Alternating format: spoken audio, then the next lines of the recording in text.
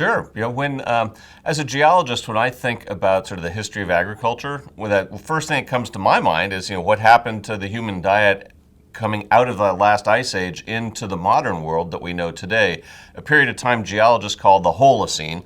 And there were huge changes, not only in the climate and the sort of the geography of ice on this planet as the glaciers melted off, but the human diet really changed. And when I was researching Dirt, the first book that I wrote on soil-related stuff, I came across the idea that the human diet at the end of the last ice age started to change and move into the agricultural arena with the dawn of agriculture, not because somebody sat down and thought, hey, wouldn't it be great if we could plant a bunch of plants and then grow them here and harvest them.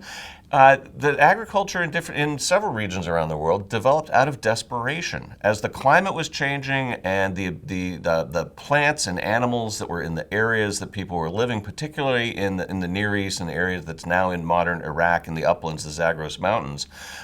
People ran out of food to eat. Basically, what they were used to hunting and gathering disappeared right out from under them. And there's studies that have shown that over time, people came to rely more on grains because that's what could still grow there.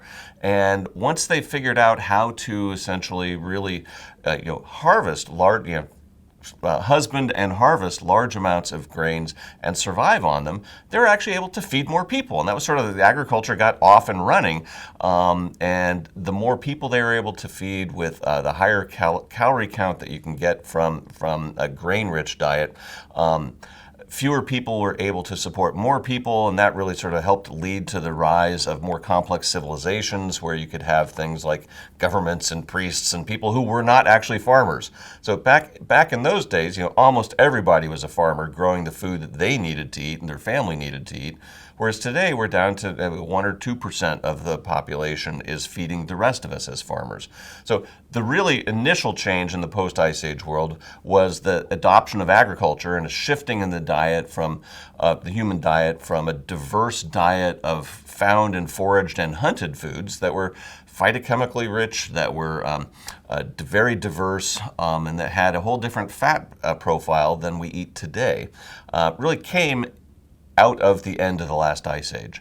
And then as people adopted agriculture and became very proficient at growing grains, agriculture took root and helped drive the rise of civilizations around the world. But it also fundamentally changed our diet so that we were starting to eat more and more grains. We domesticated livestock, so certain kinds of meat and dairy became much more prevalent in the diets of people in different regions of the world, and that's reflected in our genomes. People in regions where we adopted animal husbandry and meat and dairy and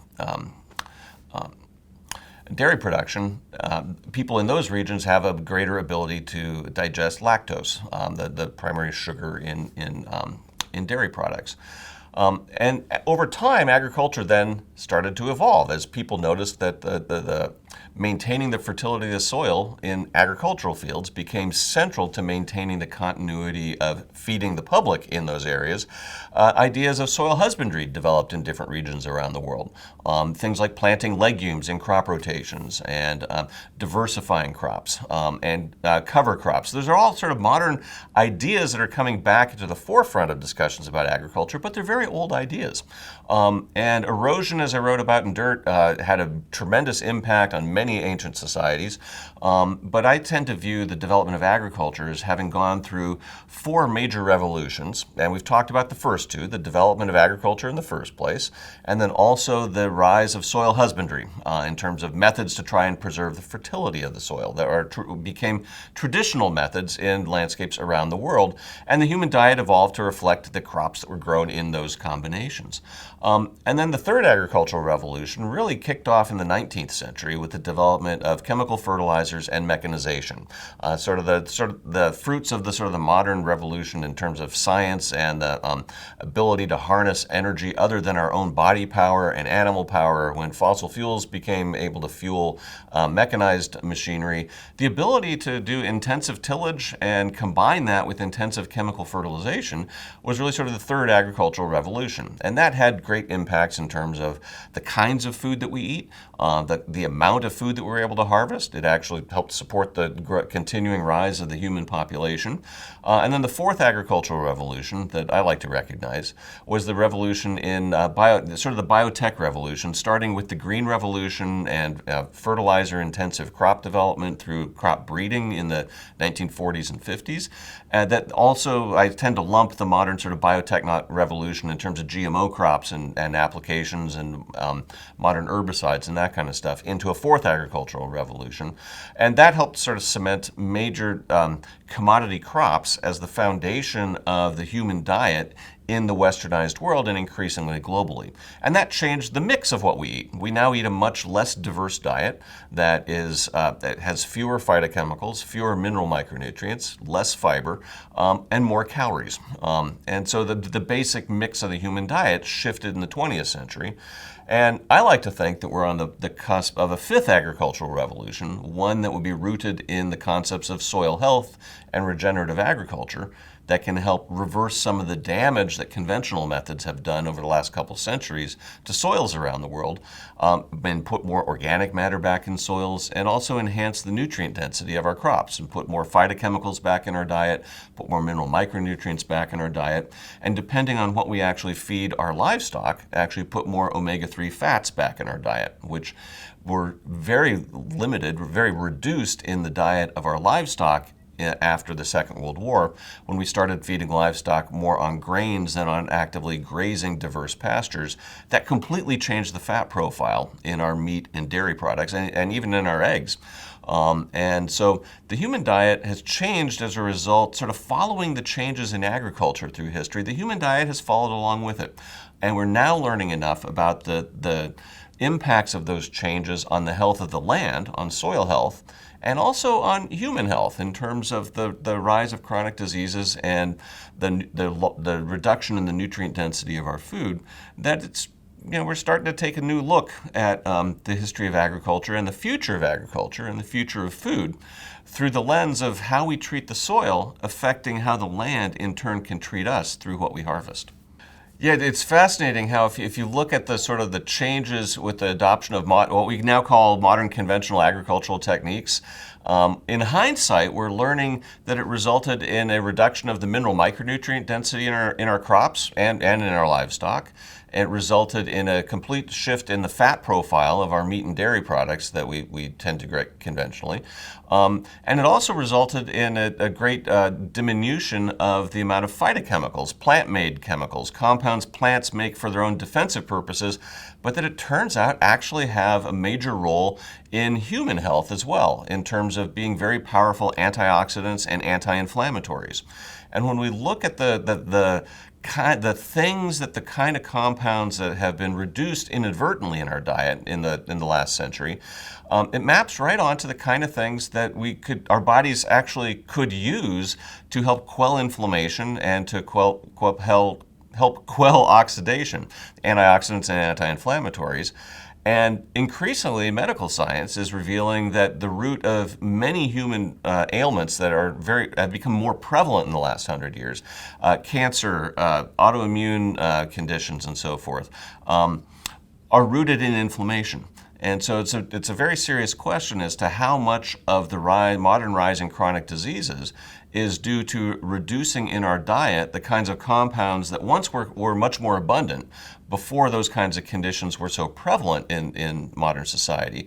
And of course, connecting those kind of dots is complicated because each of our diets is different, our genetics are different, the way different farmers treat their land is different, and different kind of crop varieties have really different levels of mineral micronutrients and produce different levels of phytochemicals. So it's a complex kind of question to get your mind around, but the general outlines of it are pretty clear. That when we adopted what we now call modern conventional agriculture, sort of agrochemically intensive, tillage intensive monocultures for the most part, or functional monocultures with just a couple crops, we shortchanged our own diet in ways that we didn't anticipate. And so sort of what went wrong? we didn't understand and recognize the kinds of connections we do today between the microbial world, the bacteria and fungi in the soil, the life in the soil, and how that actually helps crops take up mineral micronutrients from the soil, and how it stimulates them to make the phytochemicals that they use for their own purposes, and that our bodies evolved when we were eating plants that were rich in a lot of them to essentially use for our own purposes. So in a way, science has been catching up with some traditional insights in terms of what to grow and how to grow it, but connecting the dots in terms of how the way we treat the land impacts the microbial world, what Ann and I called the hidden half of nature in our book with the same title. So in a way, I've been on a journey for the last 10 years learning about how the connections between the way we treat the land not only can degrade soil and impact civilizations over century timescales, but what that means for what's actually in the food we eat on a day-to-day basis. And there's, I think, a new era of dawning awareness about those connections in terms of how the way we grow our food translates into not only the health of the land, but helps set what you might consider the preventive medicine content of the food that we eat. We've been essentially running an uncontrolled experiment on ourselves at a population level for the last 100 years by shifting our diet in this way. And if you look at one of the reasons that people are kind of hardwired, I think, to really sort of love sugar and salt is that they were pretty rare in our ancestral diet. So when you found them, you wanted to eat them because sugar is a great energy source. It doesn't bring much more than energy, but it's a great energy source. And our taste buds are just set to love sugar. And salt's the same way. We need salt to survive, but we don't need as much as we're eating today on average. But our taste buds are just set to love that combination. And I'm as guilty as anyone of loving that combination. But with our genetic variability between people and with the change in our diet, eating a whole lot of things that used to be rare can have different impacts on us. And so today we're eating far less fiber, which turns out to be very good. I mean, a lot of fiber is really good for our microbiome. We essentially evolved from frugivores that ate sort of fallen fruit in the forest to animals that, once we got the ability to cook, we could eat more tubers and root crops. We could eat more meat and break that down so it was digestible with cooking. And then we evolved, we didn't evolve, we transitioned to eating more grains in the agricultural era. And then in the modern era, we've started to eating far more grains and far less of a diverse set of foods that had more in the way of fiber and less in the way of sugar and less in the way of salt. So today we're essentially in the processed food era. We've re-engineered food to basically be very tasty, but not as nutritious. And so, if you look at what we do to wheat, for example, in terms of breaking the grain of wheat down into white flour, we're basically stripping all the minerals out, we're stripping all the phytochemicals out, we're stripping all the vitamins out, because that's in the bran that basically gets stripped out so that we're just eating the energy source that the seed provided to help the plant grow, rather than all the nutritional elements that the seed was providing to help it get a kickstart. And one of the interesting things that I've learned in the last few years about sort of the way seeds work is that some of the initial carbon that a growing plant will take from the atmosphere, they're put a disproportionate amount of that back into the soil as root exudates with sort of the young growing plant. And you might think that, growing from a tiny seed, the first carbon a plant captures is going to go towards building its body bigger so it can capture more sunlight and keep growing, right? I mean, that's what would make sense. Yeah. But a lot of it, a disproportionate amount, is going out through the roots into the soil, which makes no sense at all unless you think about, why would a plant do that? And it's to foster the right kind of microbes in the soil that will help that plant grow. And plants are putting out very specific microbes into the soil to recruit very particular fungal and bacterial partners to help that plant grow. And That's how the plant will get a lot of its mineral micronutrients, by recruiting the right partners, because roots only go so far, but fungal hyphae, I mean, a fistful of hyphae has like miles and miles, a fistful of soil has miles and miles of hyphae. So plants are recruiting partners in the soil, and that's had an impact on what it is that we eat, as we've changed farming's relationship to soil health and soil fertility, from one in which we're essentially cultivating beneficial life in the soil to build fertility, to one in which we're adding chemical ingredients to provide what we need to grow higher harvests, but not necessarily harvests that are as nutrient dense as they once were. So those connections are quite real, and the impacts on human health are, I think we're just starting to realize how much that change in our diet has meant. And most of us probably recognize more that the food processing, in terms of stripping out the minerals and vitamins from grains to make white flour, that had an impact on what gets into our bodies. But the way that we actually grow our other crops had comparable impacts. And so when you look at sort of the net effect of modern farming practices, shall we say, or modern conventional farming practices on the human diet, it's sort of changed through not just how we process food, but how we're growing it. The whole history of food processing is really interesting. Or if you look back in the 19th century, it's why did people start going for white flour and white rice, for example? That's something that Ann and I looked into with the new book that we'll have coming out spring 2022 called What Your Food Ate, when we look at the kind of issues that we're talking about here. A lot of the impetus and drive for going to white rice and white flour didn't come necessarily because people thought it tasted better, or really wanted that initially. It was because it shipped better and it stored better. There were non-nutritional concerns that really helped drive that. And why is that? Because when you look at like a grain, the part that ends up left after processing is really the sugar, starch-rich energy component. The part that had all the fats and the minerals and stuff in it, that's the part that starts to go rancid first.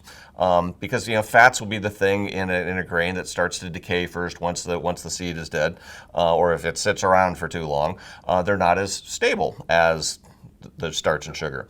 And so people, commercial interests who are shipping grains around Asia or shipping wheat in Europe, really liked the idea of processing the grain to remove the bran and the germ and just keep the endosperm, get rid of all the minerals and vitamins and the fats and just keep the sugar, because it shipped better, it stored better, it was better for the middlemen. It wasn't necessarily better for the consumer. And so we've traced a lot of concerns about the nutritional impact of food processing back to people in the 20s and 30s were doing experiments on rats and pigeons and things, basically showing that if you fed them essentially the processed grains, they had horrible health problems, whereas if you fed them the whole grains, the problems cleared right up. So in processing so intensively, starting with grains, which is where food processing really started to kick off in the Western world, we stripped nutritionally valuable components out of our diet in the name of other things, shipping, storage. And it wasn't even about calorie production, because we were taking calories out of food to process them.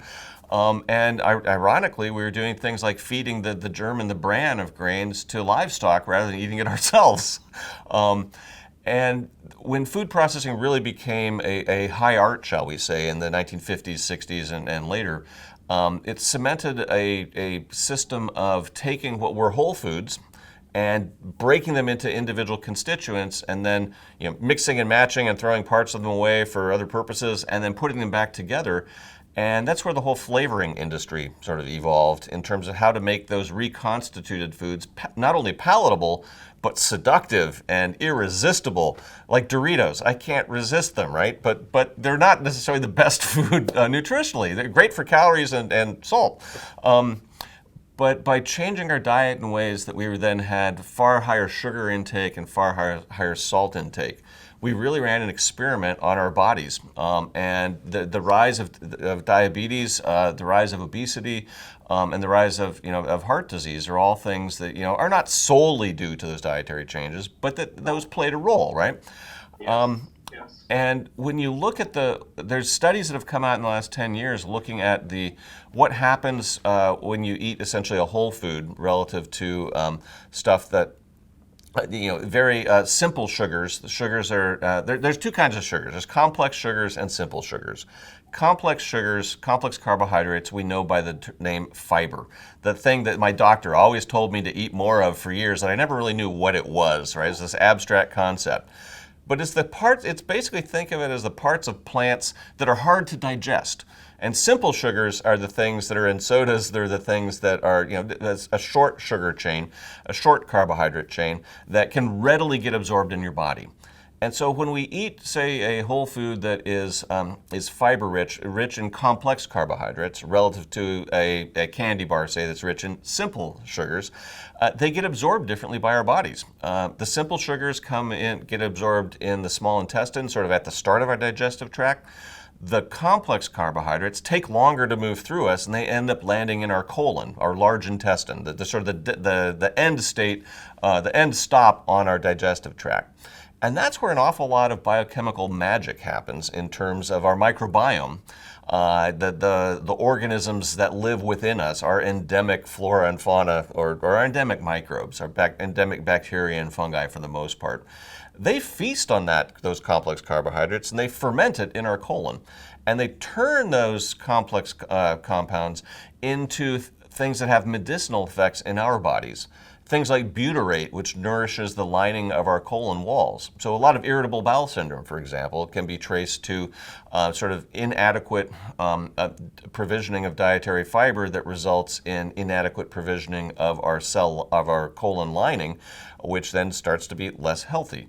So there's these connections in between sort of the style of what we eat and how our body sort of takes it up and treats it that track all the way over into health. And so the simplest way I like to think about it is that, when we're running on a high sugar and, by analogy, high salt diet, we're kind of running on rocket fuel. We're running our bodies hot and fast, and we're not designed to do that. I'm a VW, I'm not a Porsche. And running on, when you take whole foods that are complex mixes that are harder for our body to break down, but that actually support our microbiome, we get kind of like a drip filtering of nutrients into it rather than a spike of fuel. And that has a big difference to how we perform. If we need a burst of energy, sure, a candy bar is a great way to get a quick burst of energy. But simple sugars aren't really the right way to keep your body running well over the long run.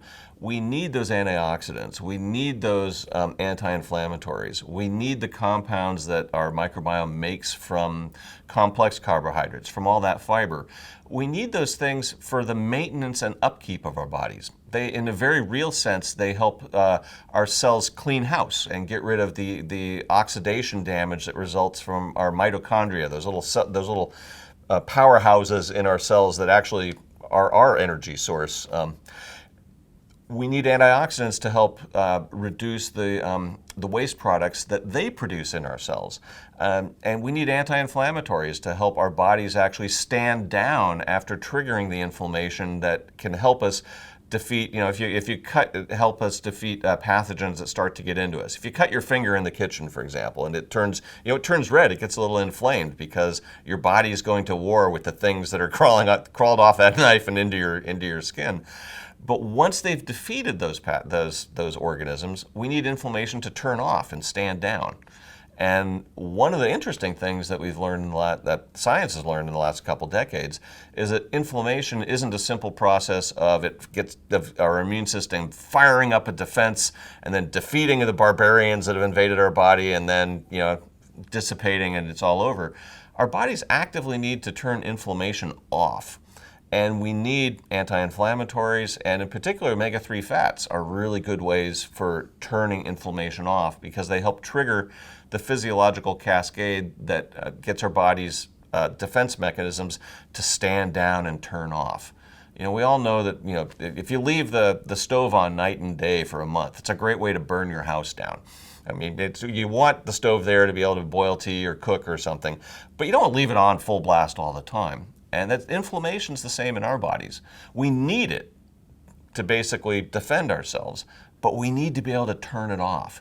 And a lot of the things that we've lost from our diet in the history of the last 100 years, through food processing and through changes in the way we grow our crops and raise our livestock, it's essentially reduced the availability to our bodies of the things our bodies rely on to actually turn inflammation off.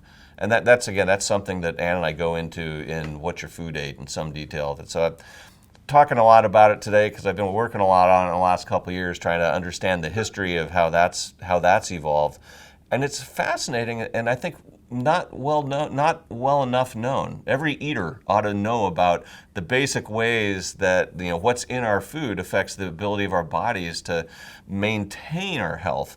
Yeah, we really are both creatures of habit and creatures of instant gratification, which are, might seem like sort of inconsistencies, but they're really just they're both part of who most of us are. We all have our habits that are hard to break, but the good thing about habits are that if you can change them, they become new habits, and you can carry them forward. And we do have a problem, I think, systematically in terms of addressing sort of long-running problems. We're much better at reacting to crises and immediate things and then going back to what we were doing before after we've solved those crises. And that applies in agriculture as well as in what we eat. But Ann and I also have found that we changed our diet up a lot in the last 5 years from researching The Hidden Half of Nature and What Your Food Ate.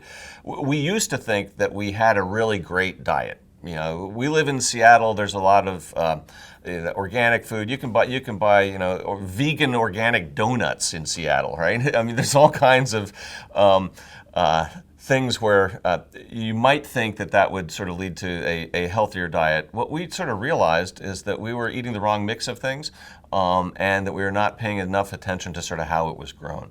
I used to be on a whole bunch of prescription medications for high blood pressure, acid reflux, and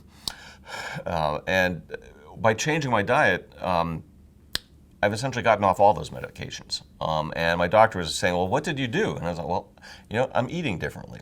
And so what did we decide to do? Well, Ann and I are omnivores. We eat everything. So I didn't adopt some specialty diet. What Ann and I both did, and I should give Ann credit as being the impetus for the primary movement behind our shifting of our diet, but our new diet's now become kind of a habit for me. So what did we do? We started making sure that we were eating enough plant foods, enough whole plant foods to feed our microbiome. And that means, I'll have a salad with dinner. We eat vegetables with dinner. We also started rethinking, what kind of meat that we buy. So we're essentially we're buying grass-fed beef. We're buying regeneratively grazed animals. Why? Because that gives us and we're buying grass milk and grass milk based cheeses, because that gives a higher omega-3 to omega-6 fat ratio. And why is that important? The briefest view of that is the omega-3 fats tend to be anti-inflammatory, omega-6 fats tend to be pro-inflammatory. And the ratio of those in your diet is important because you want your body to be able to do both, turn inflammation on, turn inflammation off.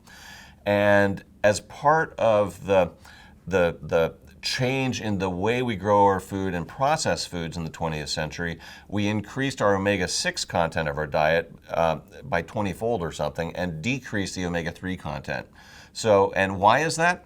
Because seeds put on omega-6s, because they're basically, it's a storage fat. It's and plant leafy greens tend to have a lot of omega-3s. Why? Because chloroplasts, the organelles that are involved in photosynthesis, they use a lot of omega-3s. It's a very dynamic, chemically reactive molecule.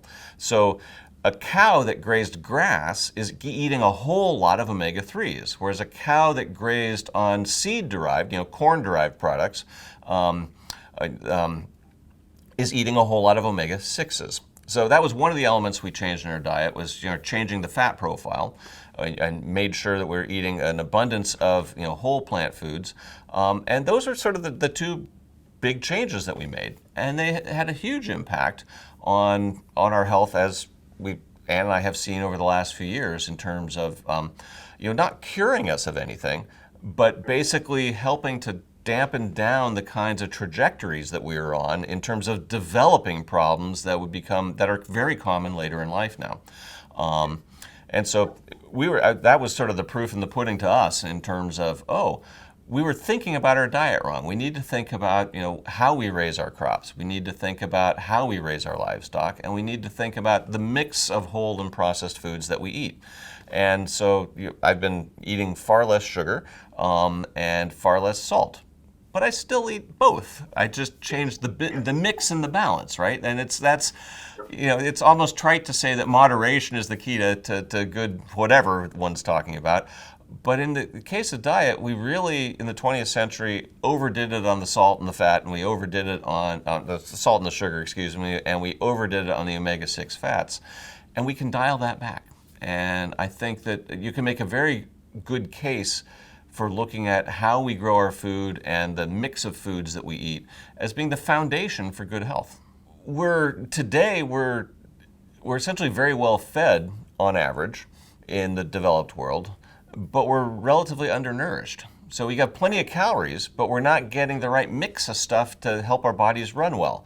And Anne hates this analogy, so I don't think we used it in the new book. But I tend to look at food and the relationship between food and our body, kind of the way you look at maybe maintaining your car. If you never change your oil and you never put oil in the engine, you're going to run into trouble. You're going to run your car down. Maintenance is essential to keeping a machine working, and we're biological machines. We're sort of more than a machine, but in a way we're biochemical machines. And a lot of the changes in our diet that we've seen historically and very recently are things that sort of undercut the maintenance and the keeping our bodies running smoothly. And that's where problems can develop in terms of systemic problems that may manifest differently in different people, and that different people may be susceptible to at different levels, and susceptible to different aspects of it in different ways. And and of course our lifestyle is going to play into that as well, in terms of exercise and where we live, and whether you live in a place like Seattle where none of us get enough vitamin D because the sun's never out. Sure, I think we're at a pivotal point in terms of agriculture's relationship to the soil, to put it simply. If you look back at the history of civilizations, the practices that relied overly on tillage, on the plow, degraded soils in society after society. And that's how I really got into looking at, as a geologist, that's how I got into looking at soils, was through the loss of soils, soil erosion, and soil degradation. And you could put a serious case together that tillage essentially undermined, gradually, but systematically and progressively, undermined civilization after civilization around the world. And why? Well, because tillage helps to oxidize soil organic matter. It stimulates bacterial activity that helps to really degrade soil organic matter. And that's essentially the batteries that run soil fertility in a natural system.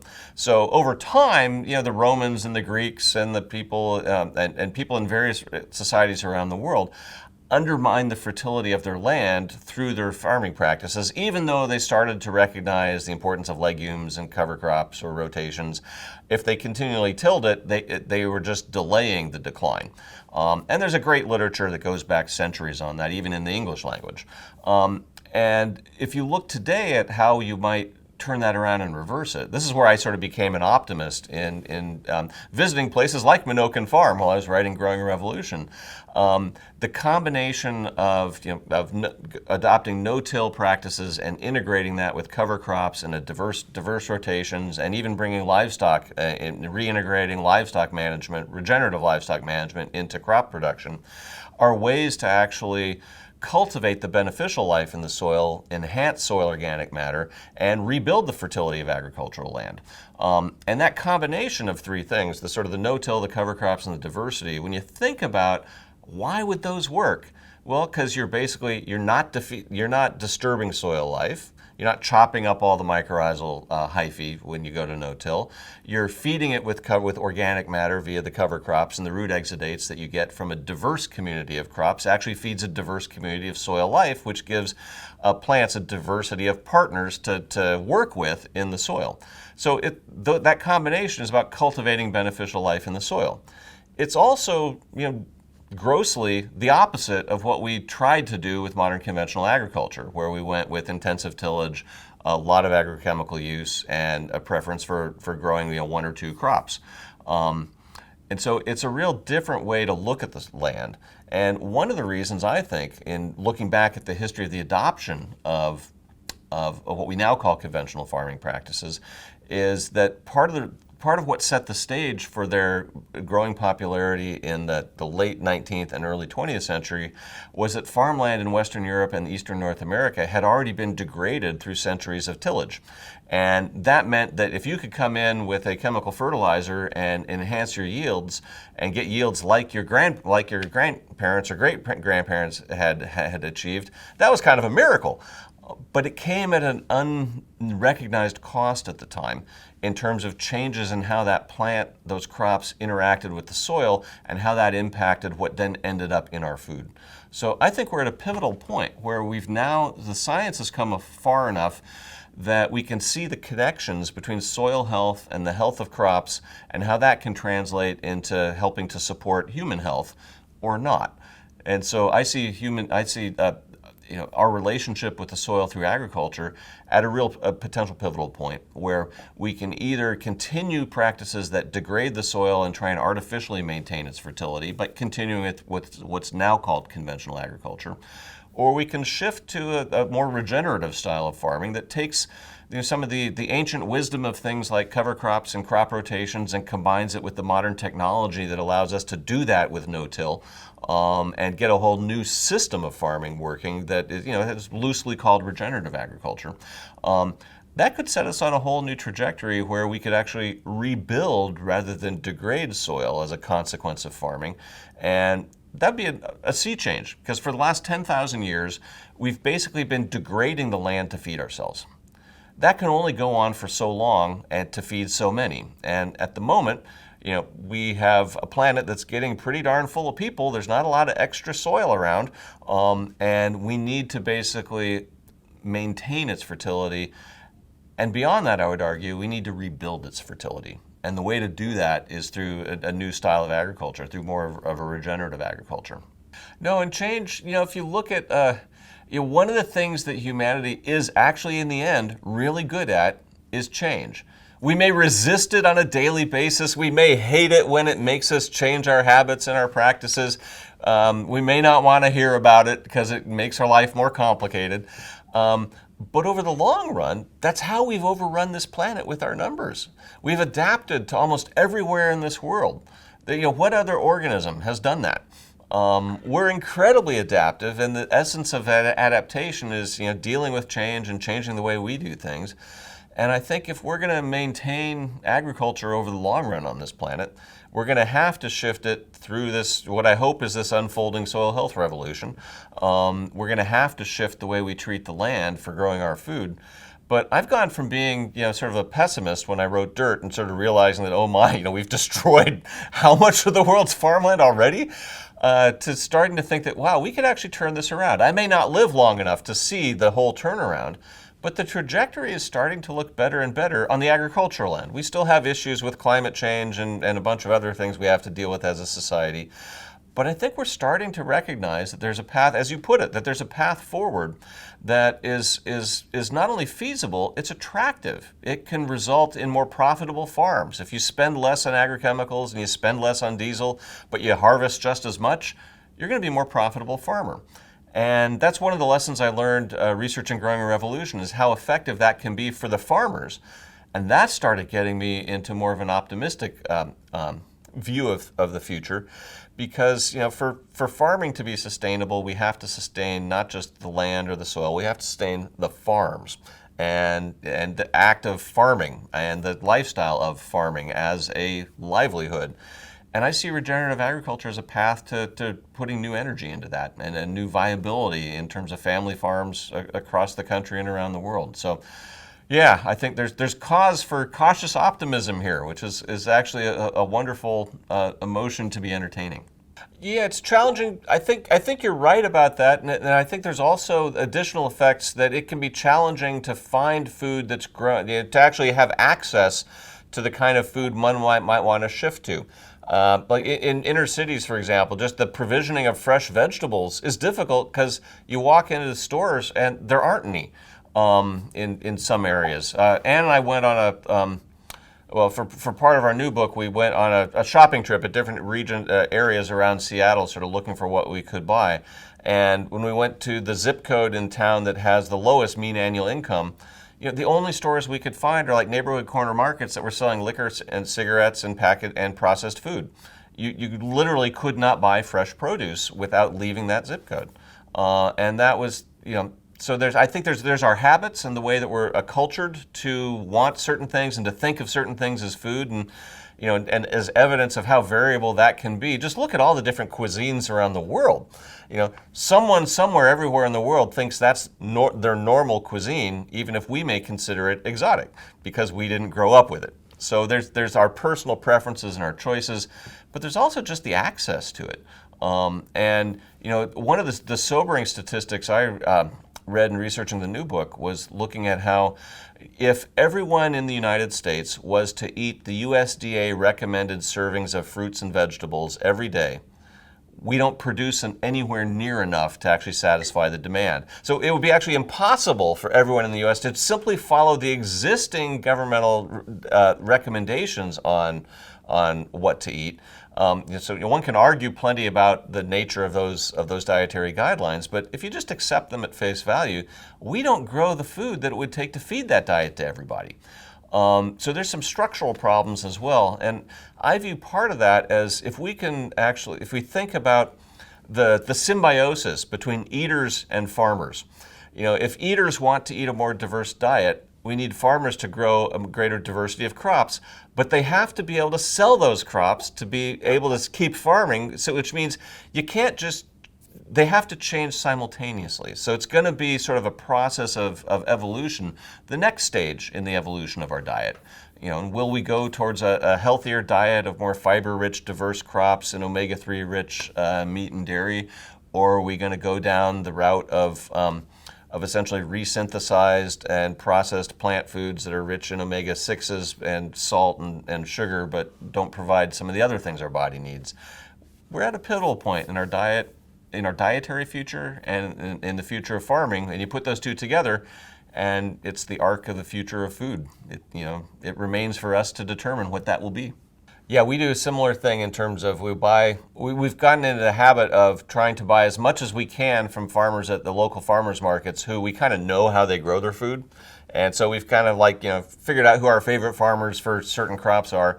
But we're not able to buy everything at a farmer's market, so we'll go to stores as well. And it's the big change, I guess, philosophically in the way that Ann and I have moved to buying our food is we've moved from thinking that organic is good enough, that if we buy organic that's going to be fine, to thinking that no, let's think about the mix of things, let's think about how they all go together. And some of the farms that we buy stuff from are not organic, but we like the way they farm. They're farmers who are taking care of their land, and the food seems to be rich in the kinds of phytochemicals that tend to impart good flavor. I mean, one of the things we've learned in writing What Your Food Ate, as it's going to be called, is that the roots of flavor in many whole foods actually are in those compounds that we've systematically, and though inadvertently, stripped out of our modern diet. The things like phytochemicals, the things like omega-3 fats, those kind of things are actually compounds that flavors of food of whole foods often are derived from the degradation of those products. So the flavors are advertising that the food is actually rich in them. And so, one of the other optimistic ends of all this thing is that, well, actually we might be able to eat tastier food, maybe healthier food. But of course the difference is, like, if it's flavored, if it's a processed food that's been engineered to have a flavor, that link between health and flavor is broken. But in whole foods, from what we can tell, that link is fairly strong in whole foods. So there's kind of a different way to think about flavor when we're thinking about how our food was actually made or grown. So yeah, we're excited about the new book and the way that it all came together. I sort of view it as as a capstone on Dirt, the Hidden Half, and Growing Revolution, and trying to connect that whole arc of how we've treated the land and the way microbes affect food and the way farmers can turn the story around. The next piece of it is, what does it mean for our health and the food that we eat? And that's where literally it's the final version's off to the publisher this week. Yeah, I see. Pardon the pun, but I see growing interest in regenerative agriculture and in the way, in people wanting to know how their food was grown. I see that as a parallel with interest in the farming communities in soil health, which 20, 30 years ago, how many people were really talking about that as a concept? It was kind of crazy talk. And now it's like, oh wait, that's how it actually works. And I think we may be seeing that starting to take root. Sorry about the second pun. In terms of in terms of consumer awareness and how people are thinking about their food, and wanting to know what is the connection, and not just because that they're interested in for some abstract reason, but because they increasingly think it actually matters to what that food's going to be doing for them.